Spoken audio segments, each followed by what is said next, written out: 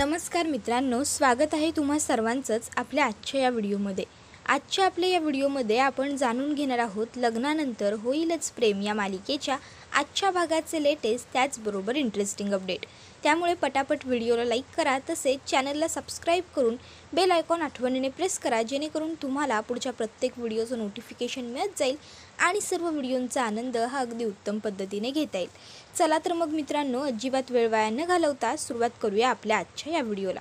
तर आता आपण इथे पाहतो की जीवा हा अजूनही शुद्धीवरती आलेला नसतो आणि मालिनी ही त्याच्याजवळ बसून असते आणि ती जीवाला शुद्धीवरती येण्यासाठी सांगत असते। ती त्याच्या डोक्यावरून चेहऱ्यावरून हात फिरवत असते आणि त्याला म्हणत असते, जीवा बाळा आता ये ना रे शुद्धीवर, बघ ना रे आई कधीपासून इथे बसून राहिली आहे, ये ना शुद्धीवर। नंदिनीची या सगळ्यामध्ये चूक आहे की नाही जीवा, तुला काय वाटतं? अरे मी तिला सांगितलं होतं की जीवाची काळजी घे, अगदी स्पेसिफिक करून सांगितलं होतं की त्याला आगीपासून दूर ठेव, तरीसुद्धा तिने माझं ऐकलं नाही। तिने माझं बोलणं दुर्लक्षित केलं आणि त्यामुळे हे सगळं घडलं। ती जे वागली ते चुकीचं होतं ना जीवा। आता इथे मालिनी ही जीवाबरोबर गप्पा मारत बसलेली असते। तिला वाटत असतं की कदाचित माझ्या एवढं बोलण्याने तरी जीवा मला काहीतरी रिस्पॉन्स देईल आणि मग तू शुद्धीवरती येईल। तर दुसरीकडे आता नंदिनी ही वडाची पूजा करायला पुढे आलेली असते आणि आता ती पूजा वगैरे व्यवस्थित करते आणि पूजा करत असताना तिला जीवाची आठवण येते। जीवा इन्स्पेक्टरना सांगतो की ती माझी बायको नंदिनी जीवा देशमुख आणि नंदिनीला तिकडनं खाली घेऊन येतो। त्यानंतर बऱ्याच गोष्टी जीवाने नंदिनीसाठी ज्या केलेल्या असतात त्या सगळ्या नंदिनीला आठवतात।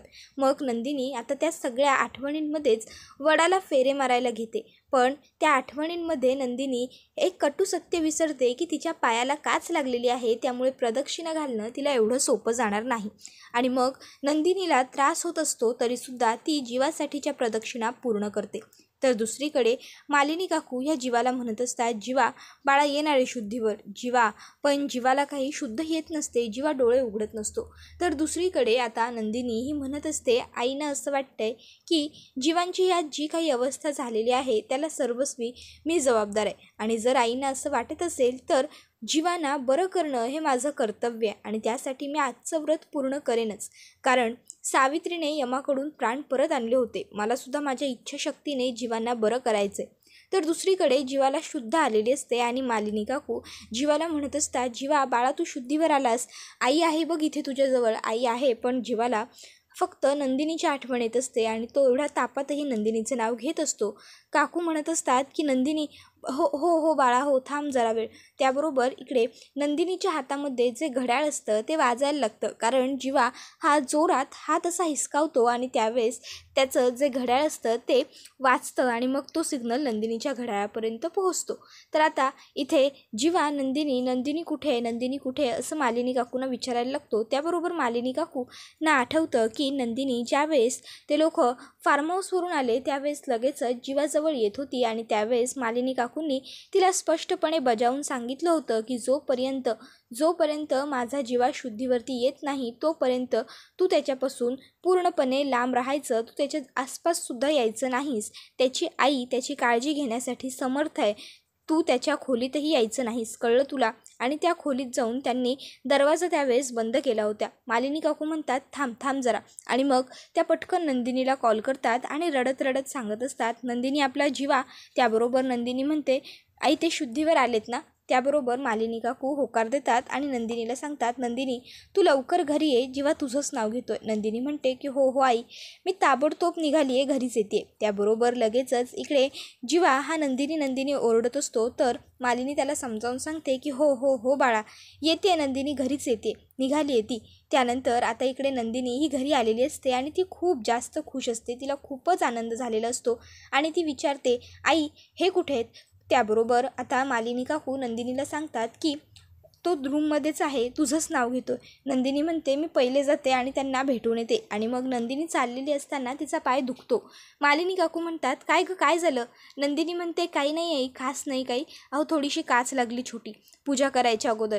त्याबरोबर मालिनी काकू म्हणतात, काय काच लागली? अगं ये इथे बस, बघू मला। त्याबरोबर नंदिनी म्हणते, अहो आई नको, एवढं फार काही झालेलं नाही आहे, थोडीशीच काच लागली आहे, ठीक आहे। त्याबरोबर मालिनी काकू म्हणतात, अगं थोडीशी लागली आहे पण तर बघू तर मला, कशी काय लागली? आणि जर काच लागली होती तर तू पूजा कशाला केली? त्यावर नंदिनी म्हणत असते, जर ह्यात सुद्धा जीवांची बायको म्हणून मी कमी पडले असते तर मग. त्याबरोबर मालिनी काकू म्हणतात, नंदिनी माझं चुकलं बाळा, मला माफ कर. मी तुला असं नको बोलायला हवं होतं. खरंच माझं चुकलं. त्याबरोबर आता नंदिनीच्या लक्षात येतं की आपण मालिनीला कदाचित हर्ट करतो. आणि मग नंदिनी मालिनीला म्हणायला लागते, आई आई हे बघा, तू मला हर्ट करावं असं माझं काही इंटेन्शन नव्हतं. मी खरोखर जेन्युइनली बोलले. जर तुम्हाला वाईट वाटलं असेल माझ्या या शब्दांचं तर खरोखर मी तुम्हाला सॉरी म्हणते, तुमची माफी मागते. पण मी खरं सांगते, तुम्हाला वाईट वाटावं या हेतूने मी हे सगळं बोलले नव्हते. त्याबरोबर मालिनी म्हणते, अगं बाळा, मला माहीत आहे तू मलाच काय कोणालाच नाही दुखवू शकत, पण माझ्याकडून खरोखर तुला सॉरी. माझं चुकलं गं, मीच खूप चुकीचं वागले तुझ्याबरोबर. मी तुला एवढं वाईट वागवायला नको होतं. पण तुला खरं सांगू का, अगं जीवाला ज्यावेळेस ताप येतो ना त्यावेळेस तो थेट त्याच्या डोक्यात जातो. ताप हा जीवाचा पहिल्यापासूनचा शत्रूच आहे. तापामुळे आजपर्यंत जीवाला खूप वेळा परीक्षासुद्धा बुडवाव्या लागल्यात. आणि म्हणून ज्यावेळेस मला कळलं ना की जीवाला ती सर्जरी केल्यानंतर ताप आला आहे, त्यावेळेस मला खूप टेन्शन आलं होतं. असं म्हणतात, आईने कधीच हारायचं नसतं, आईने कायम खंबीरपणे उभं राहायचं असतं. पण मी हरले, मी खचले गं. त्यावर नंदिनी ही मालिनीला म्हणत असते, आई अहो ठीक आहे ना, आणि कोण म्हणतं की आईने हारायचं नसतं किंवा खचायचं नसतं म्हणून. अहो जर एखादी गंभीर परिस्थिती असेल तर आईसुद्धा कधीतरी हेल्पलेस होऊ शकते ना. मालिनी काकू म्हणत असतात की अगं नंदिनी, हो पण तरीसुद्धा आईने सगळ्यांना धीर द्यायचा असतो, आधार द्यायचा असतो. धीर आधार देणं तर खूप दूर, मी स्वतः हारून गेले. त्यावर नंदिनी त्यांना समजावते की आई मी समजू शकते. मालिनी काकू म्हणतात की फक्त तूच मला ह्या घरात समजून घेऊ शकतेस गं. आई चिडते, रागवते, बोलते हे सगळ्यांना दिसतं, पण आई का चिडते, आई का बोलते याचा विचार मात्र फारसा कोणी करत नाही. तुला माहीत नाही गं, जीवाला आज जर काही झालं. त्याबरोबर नंदिनी म्हणते, आई अहो ठीक आहेत ना ते आता. त्यावर मालिनी काकू म्हणतात, अगं हो, पण खरंच सांगते मला खूप काळजी वाटत होती, भीती वाटत होती गं. त्यावर नंदिनी म्हणते, जाऊ द्या आता, तुम्ही काळजी करू नका, आता व्यवस्थित आहेत ना ते. आणि तुम्हाला माहिती आहे, आईसुद्धा कधीतरी हेल्पलेस होऊ शकते. जर संकट आलं तर आईलासुद्धा खचण्याचा पूर्ण अधिकार आहे. उलट जर आई खचली तर त्यावेळेस तिच्या आजूबाजूच्या लोकांनी तिच्या चुका पदरात घ्यायच्या, तिने बोललेलं ऐकून घ्यायचं, तिला माफ करायचं आणि तिची आई व्हायचं असतं. त्याबरोबर आता मालिनी काकू म्हणत असतात, नंदिनी खरंच तू मला काही बोलण्यात ऐकणार नाहीस. बरं मला सांग, हा एवढा समजूतदारपणा तुझ्यात येतो तरी कसा गं? त्यावर नंदिनी म्हणते, तुमच्यासारख्याच आईच्या चांगल्या शिकवणीतून. त्यानंतर आता मालिनी काकू आणि नंदिनी ह्या दोघी एकमेकीबरोबर बोलत असतात. मग आता नंदिनीला जीवाला भेटायला जायचं असतं. तर नंदिनी ही आता मालिनी काकूंना म्हणत असते, आई आता मी जीवांना भेटून घेते. त्याबरोबर मालिनी काकू नंदिनीला पटकन जवळ घेतात. आता मालिनी काकू खूप इमोशनल झालेले असतात, तर नंदिनी जीवाला शुद्ध आल्यामुळे खूप आनंदी असते. तर दुसरीकडे आपले पार्थ आणि काव्या हे दोघंसुद्धा वड पूजण्यासाठी पोहोचलेले असतात. काव्या आणि पार्थ हे दोघं जोडीने एकत्र पूजा करण्यासाठी आलेले असतात. आता काव्या ही एका हाताने ताट खाली ठेवण्याचा प्रयत्न करत असते, तिला ते जमत नसतं.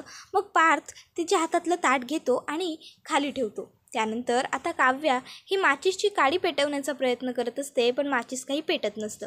मग पार्थ तिच्या हातातलं माचीस घेऊन तिला दिवा पेटवून देतो. त्यानंतर आता पूजा करण्याची वेळ असते. काव्या ही ताट हातामध्ये घेत असते एका हाताने, पण तिला ते जमत नसतं. मग पार्थ तिच्या हातात ताट उचलायला सुद्धा मदत करतो आणि मग ते दोघंजणं एकत्र जोडीने पूजा करतात. त्यानंतर आता वडाला दोरा बांधण्याची वेळ आलेली असते. काव्या दोराचा बंडल हातामध्ये घेते. पार्थ तिला म्हणतो, तुम्ही हातात पकडा, मी गाठ बांधतो, आणि तो काव्याला रशीची गाठ बांधून देतो. त्यानंतर आता काव्या ही पार्थला म्हणत असते, पार्थ तुम्हाला असं खरंच वाटतं का की या वडाला फेरे मारून, या एका झाडाला फेरे मारून खरोखर आपल्या नवऱ्याचं आयुष्य वाढत असेल म्हणून? गेली कित्येक वर्ष पिढ्यानपिढ्या बायका हे व्रत करत आल्या आहेत, पण खरोखर त्याचा काही उपाय होत असेल का? नाही, एरवी एखादी बाई या झाडाकडे साधं ढुंकूनही बघणार नाही, त्याला पाणीही साधं घालणार नाही, पण आजच्या दिवशी या झाडाची पूजा करतात. पण याने खरंच काही फायदा होत असेल का? आणि बघा ना, म्हणजे कसं ना, हे असं झालं की एखादं मॅरिड कपल आहे, त्यांच्यामध्ये काहीच सुरळीत सुरू नाही आहे, काहीच चांगलं चालू नाही आहे. वर्षभर त्यांचा संसार कसा होतो आहे, कसा नाही, हे बघायला कोणीसुद्धा दारात येत नाही. ते दोघं भांडत आहेत का, चांगले राहत आहेत का, काही कोणाला फरक पडत नाही. पण त्यांच्या ॲनिव्हर्सरीच्या दिवशी ते किती आयडियल कपल आहे असं त्यांना ट्रीट करतात, नाही का? आणि फक्त स्त्रियांनीच का पुरुषांसाठी हे व्रत करायचं? पुरुषांना वाटत नाही का की आपल्या बायकोचं आयुष्य देखील वाढावं, तिनेसुद्धा दीर्घ आयुष्य व्हावं? आता पार्थ काव्याचं हे सगळं बोलणं शांतपणे ऐकून घेत असतो. तर दुसरीकडे आता नंदिनी ही मालिनीला म्हणालेली असते, आई आता मी पटकन जाते आणि वरतून यांना भेटून येते. आणि नंदिनी आता पटकन जीवाच्या रूमकडे जायला उठलेली असते. मालिनी काकू या लगेचच नंदिनीचा हात पकडतात आणि नंदिनीला म्हणतात, नाही थांब. नंदिनी थांबते आणि नंदिनीच्या मनामध्ये आता पुन्हा एक धास्ती आलेली असते. तिला वाटत असतं की आता पुन्हा मला मालिनी जीवाला भेटण्यापासून थांबवणार आहे की काय. आणि मग ती मालिनीकडे एकटक बघायला लागते. त्याबरोबर मालिनी ही नंदिनीला म्हणायला लागते, अगं तूच मला म्हणाली होतीस ना की मी तुला हाताला पकडून जीवाच्या खोलीत घेऊन जाईन म्हणून. मग मालिनी काकू ह्या स्वतःहून नंदिनीचा हात पकडतात आणि नंदिनीला आता त्या जीवाच्या रूमकडे घेऊन चाललेल्या असतात. दरम्यान नंदिनी खूप जास्त खुश असते, तर मालिनी काकूंनासुद्धा आनंद होत असतो. तर दुसरीकडे आता पार्थ आणि काव्या हे दोघंजणं वडाला फेरी मारायला सुरुवात करतात. आणि मग पार्थ हा काव्याला स्त्रियांनीच वटपौर्णिमेचं व्रत का करायचं असतं याचं महत्त्व पटवून देत असतो. तो काव्याला सांगतो की लग्न करतो पुरुष, वचनं देतो पुरुष, निभावतात बायका, संसाराची गाडी हातात घेतो पुरुष, ड्रायव्हिंग सीटवर मात्र बायका असतात, व्यवस्थित गाडी पुढे बायका चालवतात असं मला वाटतं. तुम्ही बायका जितकं सामर्थ्याने हे व्रत आनंदाने पूर्ण करता, चिकाटीने पूर्ण करता, तितकं सामर्थ्य, तितकी चिकाटी आम्हा पुरुषांमध्ये नसते. त्यामुळे हे व्रत बायकांनी करायचं असा नियम असेल असं मला तरी वाटतं असं म्हणतो. पुढे तो हेही सांगतो की काव्या, पण तुम्हाला माहिती आहे का, मला जर हे व्रत तुमच्यासाठी करायचं असेल तर मी व्रतही करेन आणि फक्त 7च काय, मी वडाला 108 फेऱ्यासुद्धा मारेन. त्याबरोबर काव्या म्हणते, म्हणजे आता आपल्याला 108 फेऱ्या मारायच्या आहेत. त्याबरोबर पार्थ हसतो आणि काव्याला सांगतो, नाही आता सध्या आपल्याला 7च फेऱ्या मारायच्या आहेत. आणि मग काय, पुन्हा एकदा दोघांनी फेऱ्या मारायला सुरुवात केलेली असते. तर दुसरीकडे नंदिनी ही जीवाच्या रूममध्ये आलेली असते आणि जीवाला शुद्धीवरती आलेलं बघून ती जरा भावूक होते आणि तिच्या डोळ्यामध्ये आनंद अश्रू आलेले असतात. त्याबरोबर आता ती पटकन येते आणि जीवाजवळ जो टेबल असतो त्याच्यावरती बसून घेते. तर आता इथे लगेचच मालिनी काकू या जीवाला हाक मारत सांगतात, जीवा, ए जीवा, ही बघ नंदिनी आली आहे, तुझ्याजवळ बसली आहे, जीवा बघ. त्याबरोबर जीवा डोळे उघडतो आणि नंदिनीकडे बघतो. तर आता मालिनी काकू ह्या नंदिनीला म्हणत असतात की नंदिनी, आता तू जीवाजवळ बस, मी माझे शब्द मागे घेते, तू जीवाची खूप उत्तम पद्धतीने काळजी घेऊ शकतेस, मी येते. आणि मग त्या तिकडनं निघून जातात. आता मालिनी काकू जशाच तिकडनं निघून जातात तसंच जीवाला आठवतो तो म्हणजे घडलेला प्रकार.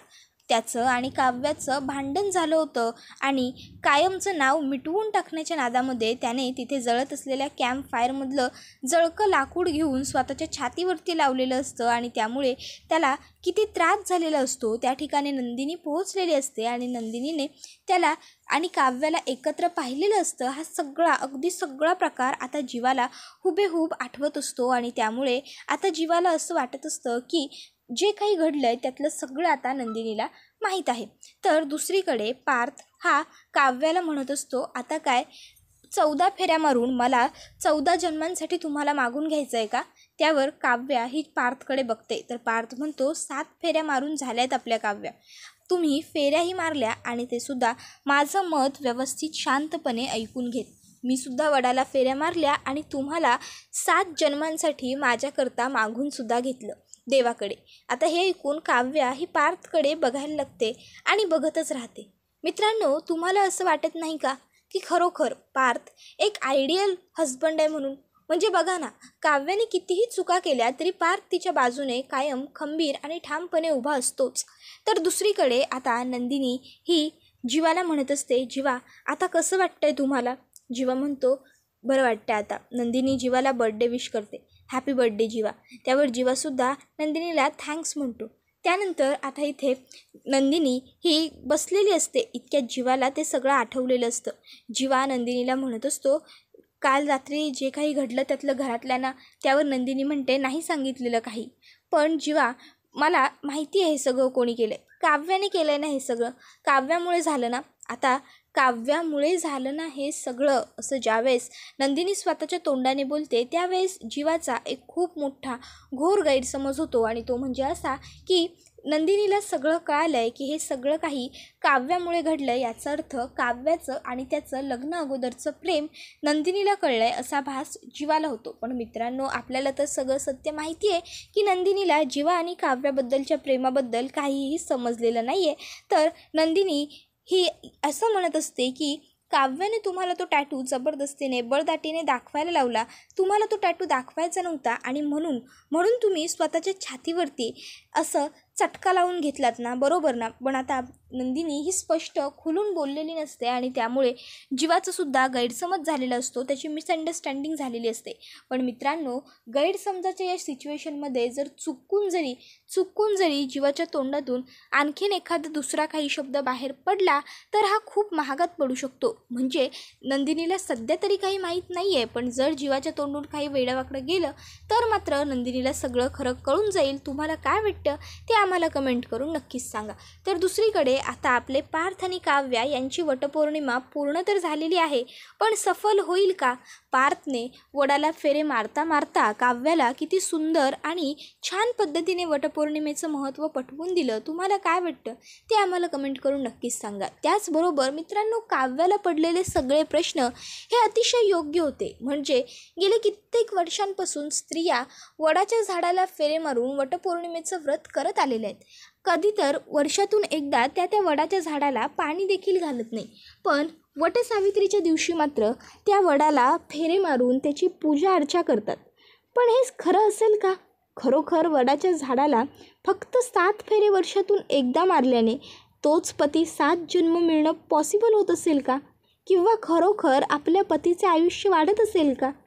जर पतीचे आयुष्य खरोखर स्त्रीला वाढवायचे असेल तर स्त्रीने पतीबरोबर सामंजस्याने, समजूतदारीने आणि चांगलं प्रेमाने वागावं, तर नक्कीच कुठल्याही पुरुषाचं आयुष्य सहज वाढेल. कारण आयुष्य वाढवण्याचा बेस्ट फॉर्म्युला आहे तो म्हणजे माणसाने कायम आनंदी आणि सुखी असणं. आणि माणूस सुखी आणि आनंदी तेव्हाच होऊ शकतो जेव्हा घरातली स्त्री म्हणजेच घरातली बायको ही त्याच्या पाठीशी अगदी ठामपणे, खंबीरपणे उभी असेल त्यावेळेस. तुम्हाला काय वाटतं माझ्या या मताबद्दल ते आम्हाला कमेंट करून नक्कीच सांगा. त्याचबरोबर व्हिडिओला लाईक करा, तसेच चॅनलला सबस्क्राईब करून बेल आयकॉन प्रेस करा, जेणेकरून तुम्हाला पुढच्या प्रत्येक व्हिडिओचं नोटिफिकेशन मिळत जाईल आणि सर्व व्हिडिओंचा आनंद हा अगदी उत्तम पद्धतीने घेता येईल. चला तर मग मित्रांनो, अजिबात वेळ वाया न घालवता आजचा आपला हा व्हिडिओ इथेच संपतो.